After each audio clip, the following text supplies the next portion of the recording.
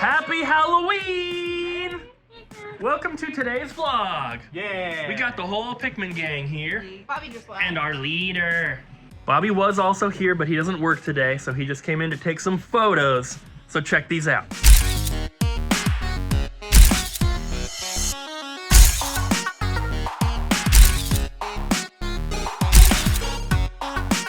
Mine is really top heavy because of this, and trying to like Velcro these under my chin, it fits, but it's so tight and it chokes me. So the movement of this like pulls the hat off my head. It's so heavy, but it'll work for today.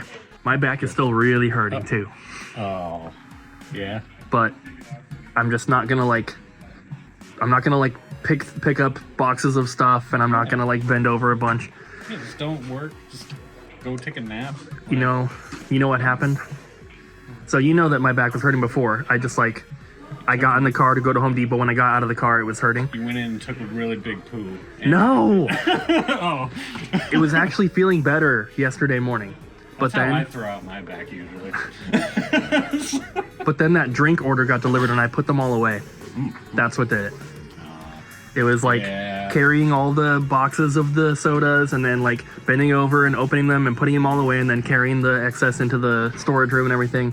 And then just after that, no, I was just dead. Yeah. Didn't you originally have a skateboarding accident and you bent over backwards and that's why your back is messed up? You are combining like at least two different lore And you were in England. objects. Yes. Now you're just getting crazy. When I was younger, I was very into parkour, and I was at a like gymnastics gym, and I was doing what is called a gainer. It is a forward moving backflip, and I was doing them off of this trampoline onto a big stack of mats, and I was like 18 when this happened. So over half of my life ago. And Weird. I was doing these, and I was doing them over and over and over. I did them like 20 times, and then on the last one, something happened, and when I was mid-flip, my body just decided to stop doing the rotation, and I landed on basically the back of my head and my neck, and then my whole body went over the front of me like that. So my chin went into my chest, and my legs were above my head. It hurt so much, I immediately blacked out. I was passed out for like 10 seconds, and when I woke up, it was like the worst pain ever. And I went to the doctor, got like x-rays and all that kind of stuff, and they're like, you don't have anything broken, which was a surprise because I felt like I broke my back. And it hurt, like excruciating pain for like a month. Like I could barely sleep, and just getting in and out of bed, rolling over, because I always sleep on my sides and I constantly roll over throughout the night. It was horrible. And then it hurt, not excruciatingly, but it hurt for about 8 months, and it was horrible. But what Ariel's talking about was when Abby and Ryan and Jess and I went to a skate park a few years ago. I don't know how long ago that was, like 5 years ago. Yeah, it was a while ago. And I did like the simplest little ollie up this ramp, up a little stair, and the skateboard got caught, and I like fell forward, and I just like rolled. Like it wasn't a bad fall, but something happened, and I like pulled a muscle in my back doing that. That hurt really bad too. Ariel's kind of combining those two things, but neither of those, I think, have to do with what's happening right now. But I'll be better soon. Injuries compound. No, Yeah. not that long. I'll be good. I'll be good in just a few days. I'm just putting away a couple new Jaguar games and some Atari 400 stuff. Not every day you get to say that. So we have done 3 Whatnot streams since we have been at the new store. First one we did like last week before PRGE, or 2 weeks ago, whatever it was. And there was a lot of stuff. I think we filmed a little bit and showed you. This was yesterday's stream. This was the day before yesterday. So we did 2 in a row. This one was pretty unplanned. I created the show like 20 minutes before we actually started. This one was scheduled days in advance, so this one was much busier. But I didn't ship any of the stuff. I didn't ship any of this stuff before doing that stream. I didn't know this because we usually ship next day. If you have multiple streams, you can combine orders if people bought from both shows, which about 4 people did.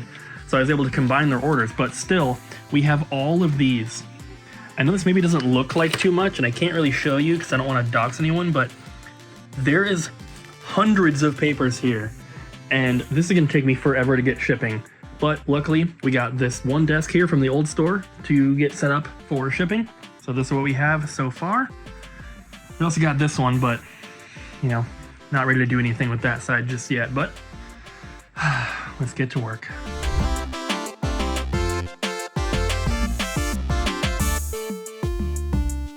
Well, that took literally forever. I started this morning. We opened at noon. It's now 4:44 p.m. And took a couple little breaks here to do a trade for some Pokemon cards and stuff, but man, that took forever. And we don't have a lot of boxes right now, like the small boxes we use for shipping. So I was shipping like an N64 game by itself, like a boxed one, in a box this big, because it's just the best that we have.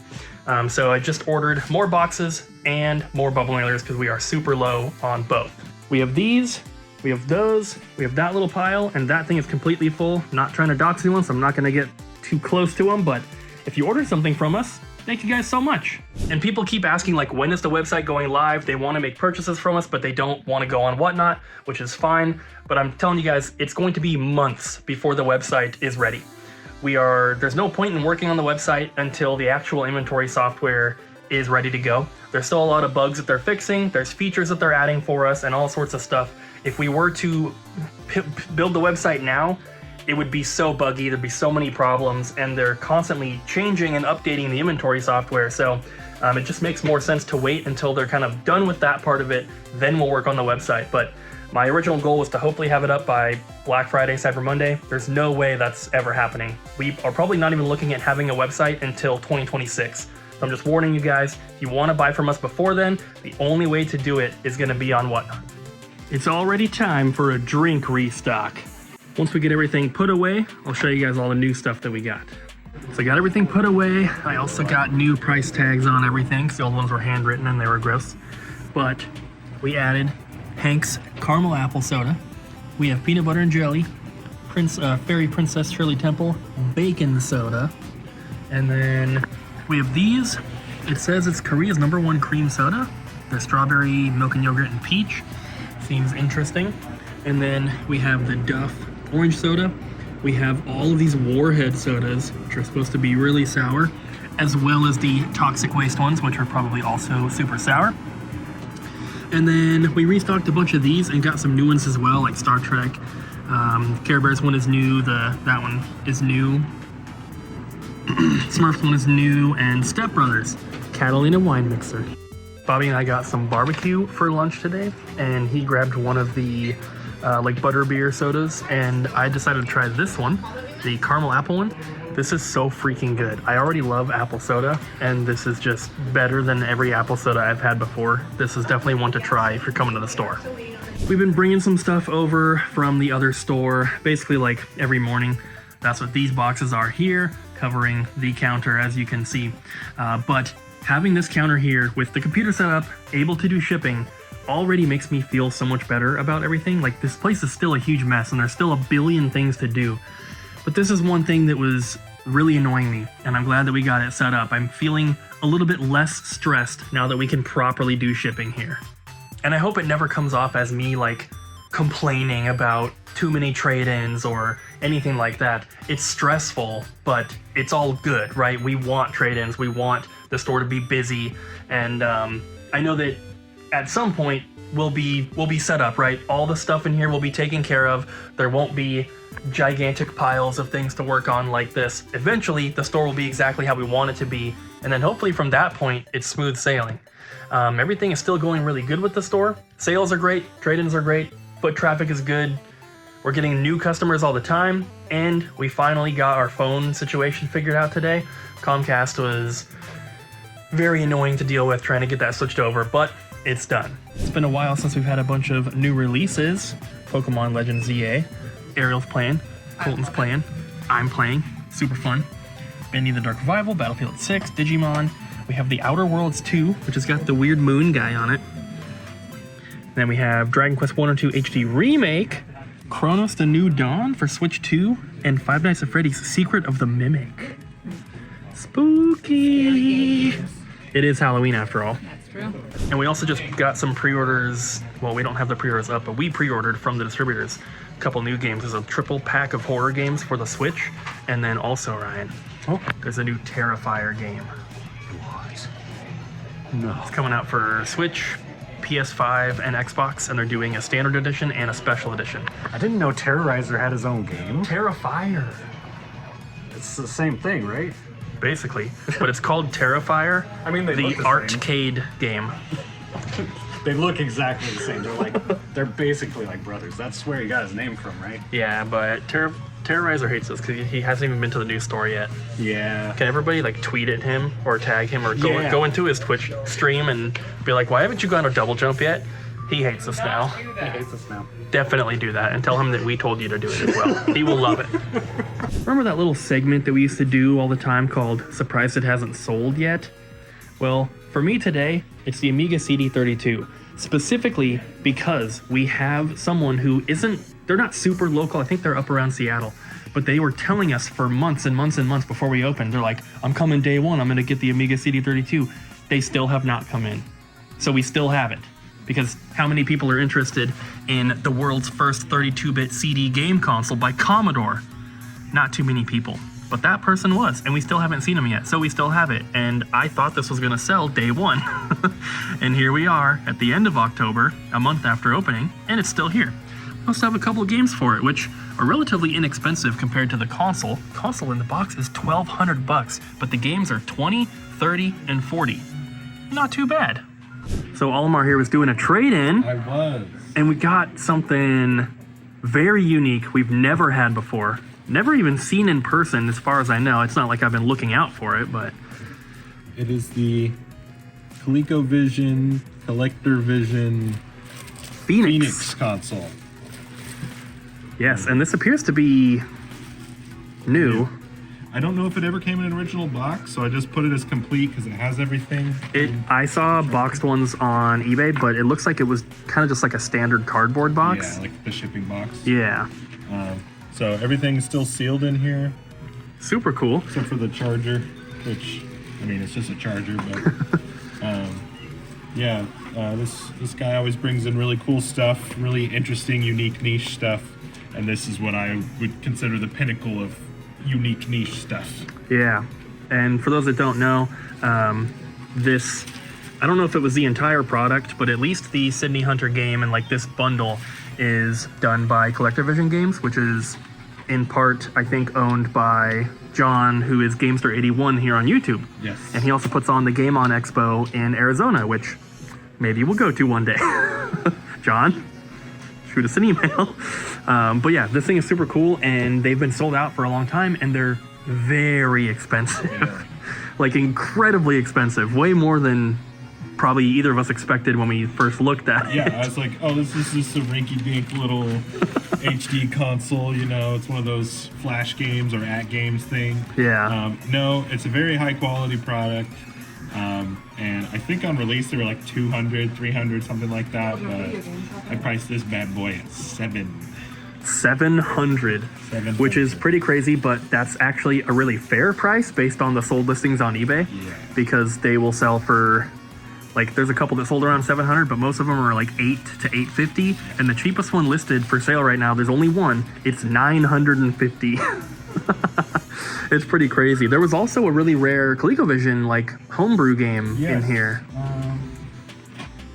which would also be interesting to show. I don't know anything about this one, other than we just looked it up to price it, but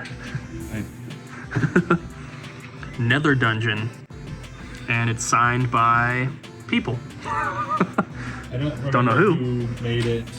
Hey peeps, it's Jesse, your editor, coming to tell you something really cool. This is crazy. I'm just finding out about this now. I have a connection to this Nether Dungeon cartridge.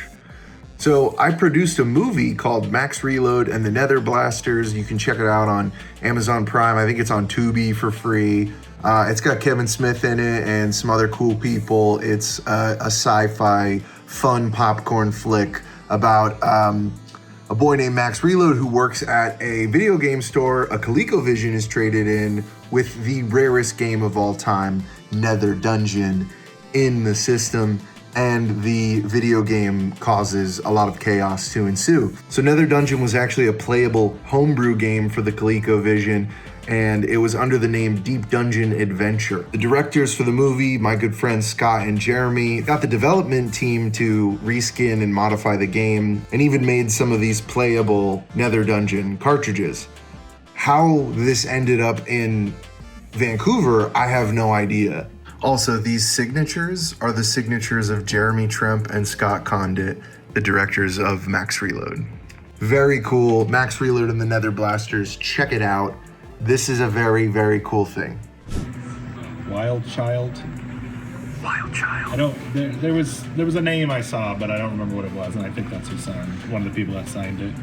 But that's also expensive. What was it? 150? 150. 150. There was a sold listing that was an auction that sold for like 165 plus shipping. So we're marking it down a hair. Was that one autographed? I didn't see. I don't remember. Either way, that's pretty cool. We got some cool ColecoVision stuff, which we can't say every day. We got the craziest collection in of classic consoles and controllers. There's so many. There are many. And it's not just these, but there's the TurboGrafx, there's Genesis stuff. We also have all of these. This is basically every Super Nintendo and NES and Genesis from every different region. There's so many of them, including some special edition ones. This is the gold one. So freaking cool. We have the Neo Geo, the PC Engine. What is this one? The PC Engine Core graphics. And then all the different region of Genesis. There's a Japanese one. There's a North American one. There's whatever that one is. There's whatever that one is. And there's that one. There's so many different ones. And they're basically all brand new. But this is pretty crazy. If you're collecting these, you should come to the store and pick some up.